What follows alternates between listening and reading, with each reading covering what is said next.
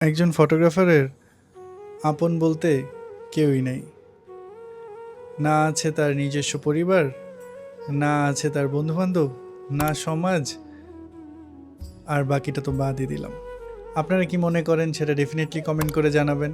একজন ফটোগ্রাফার তার আপন বলতে কিছুই থাকে না, কারণ তার নিজস্ব পরিবার তাকে বুঝতে চায় না, সমাজ তাকে মেনে নেয় না, বিয়ে করতে গেলে তাকে দাম দেয় না, অ্যান্ড বন্ধুবান্ধবের মহলে একটা হাসির পাত্র হয়ে যায় কাইন্ড অফ।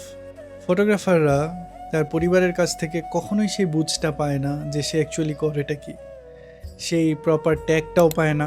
যদি আপনি টাকা পয়সা দিয়ে বুঝাতেও পারেন, তাও তারা বলবে একটা চাকরি করাই হয়তো এটার থেকে বেটার ছিল। আর পরিবারের মধ্যে মামা চাচা খালুরা তো থাকবেই তুচ্ছতাচ্ছিল্য করার জন্য। এবার আসি সমাজে। সমাজে তো আপনি যে বলতে বুঝাইতেই পারবেন না যে আপনি অ্যাকচুয়ালি করেনটা কি। যদি বুঝায়ও ফেলেন যে আপনি ফটোগ্রাফি করেন, এর সাথে কি করেন অ্যাকচুয়ালি সেটা জানতে চাবে।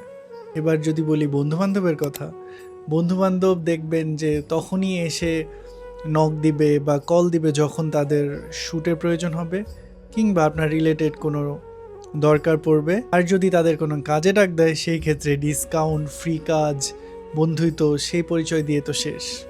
তো অ্যাকচুয়ালি কাকে আপন বলবো আমরা? আর যদি কেউ বিয়ে করতে যায়, সেখানে যদি বলে যে সে ফটোগ্রাফার, তা তো বিরাট বড় দোষের কথা। দিন শেষে আসলে ফটোগ্রাফারের আপন বলতে কেউই নেই, শুধু আছে ক্যামেরা।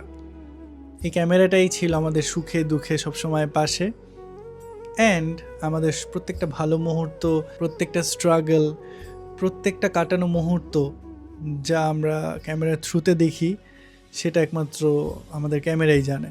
এর জন্যই হয়তো প্রত্যেকটা ফটোগ্রাফারের সব থেকে আপন তার ক্যামেরাই, যে তাকে সব থেকে ভালো করে চিনে অ্যান্ড সব থেকে ভালো করে বুঝে। আপনারা কি মনে করেন সেটা ডেফিনেটলি কমেন্ট করে জানাবেন। টিল দেন সবাই ভালো থাকেন, সুস্থ থাকেন, লাইক, শেয়ার অ্যান্ড সাবস্ক্রাইব।